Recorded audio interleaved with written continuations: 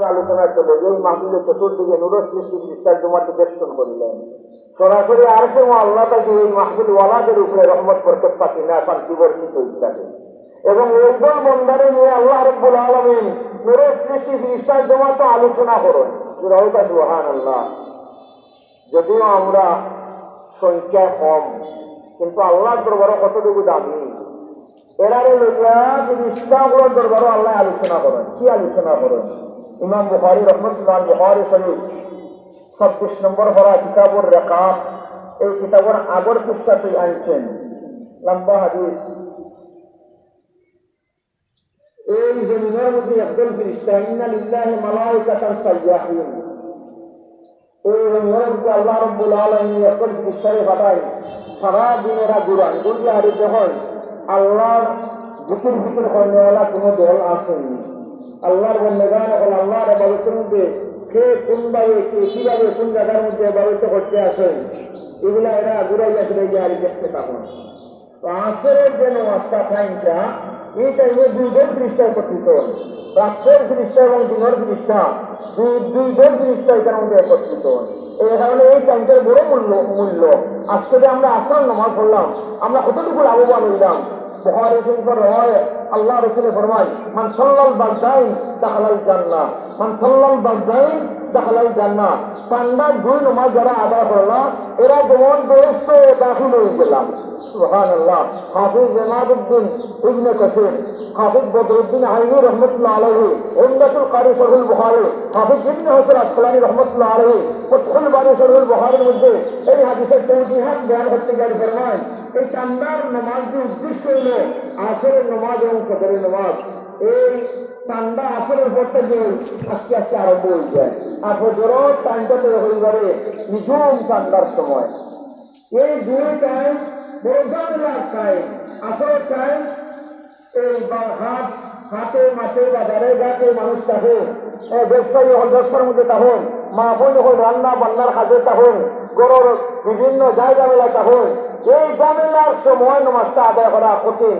কিন্তু এই কঠিন সবটারে বাদ দেওয়া আল্লাহর মহব্বত, নবীর মহব্বত, কোরআনের মহব্বত, আল্লাহর হুকুমের অগ্রাধিকার দেওয়া যারা আসরের নামাজ আদায় করবো হাফিজু আলাস সালাওয়াত ওয়াস সালাতুল উসতা ওয়া কুমু লিল্লাহি কানিতিন। হে ইমানদারের দল, প্রত্যেক নামাজ তোমরা আদায় করো, বিশেষ করে আসরের নামাজের গুরুত্ব সহকারে আদায় করো। এই আল্লাহর হুকুমের অগ্রাধিকার দেওয়া যারা আসরের নামাজ গুরুত্ব সহকারে আদায় করবো, ফজরের নামাজ গুরুত্ব সহকারে আদায় করবো, আল্লাহ রাসূল ফরমান যেমন এরা বেহেশত ঢুকে গেল। মান সাল্লাল বারদাইন দাখালাল জান্নাহ, যেমন এরা বেহেশত ঢুকে গেল। অন্য হাদিসে ইমাম বুখারী ফরমায় আল্লাহ রাসূল হাদিস লান ইয়ালিজান নারা আহাদুন ক্বাবলা তুলুইশ শামস ওয়া ক্বাবলা গুরুবিহা। আসরের নামাজ ফজরের নামাজ যারা গুরুত্ব সহকারে আদায় করবো এরারে জাহান্নামের এবং দুজখের দুমায় এরারে পাইছ না।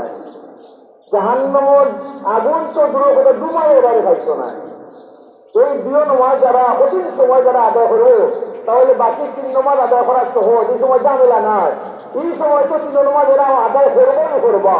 قد أفلح المؤمنون الذين هم في صلاتهم خاشعون والذين هم على صلواتهم يحافظون أولئك هم الوارثون الذين يرثون الفردوس هم فيها خالدون। সত্যিকারের ইমানদার বলতে পাঁচক নামাজ গুরুত্ব সহকারে আদায় করা লাগবো। পাঁচক নামাজ গুরুত্ব সহকারে যারা আদায় করবো এরা লাগে আল্লাহ জান্নাতুল ফেরদাউস অবধারিত করে রাখবে। এই আসরের নামাজের বাদর যে তাই মতো চলব, তাই মতো কম, কিন্তু আল্লাহর দরবারে তার অনেক দাম। এই সামান্য টাইম যারা আল্লাহ জিকিরে জিকিরে কাটাইবা সূর্য অস্ত হওয়ার আজ পর্যন্ত আল্লাহ রাসূল ফরমান স্বয়ং আল্লাহ হাদিসে কুদসির মধ্যে ফরমাইতে আছে ইবনে আদম উযকুরনি বাদাল আসর সাআতান আতকিকা আখিরাহু। ও আদম সন্তান, ও আদম সন্তান আসলে মত নিয়ে সূর্য ডুবা পর্যন্ত টাইম অতি স্বল্প। যদি আল্লাহ জিকিরে জিকিরে এই সময়টা অতিবাহিত করতে পারো, সারা রাত করে এবাদতই লাগে, এই সামান্য সময়ে জিকিরে তোমাদের যথেষ্ট দিব। اذكرني بعد العصر ساعة أكفك آخره। আল্লাহ রসুলে ফরমায় এই টাইমটা যারা আল্লাহর জিকিরে জিকিরে আল্লাহর এবাদতের মধ্যে কাটাইবা, হযরত ইসমাঈল আলাইহিস সালাতু ওয়াস সালামের বংশধর 4 জন গুলাম আবাদ করলে যে ফজিলত পাওয়া যায়, সেই পরিমাণ ফজিলতের অধিকারী বনা যায়। সুবহানাল্লাহ। ওদাওয়া দাহু কা নেহি হ্যায় নজির, ওদাওয়া দাহু কা নেহি হ্যায় নজির, ওহি হ্যায় আলা কুল্লি শাইইন কাদির।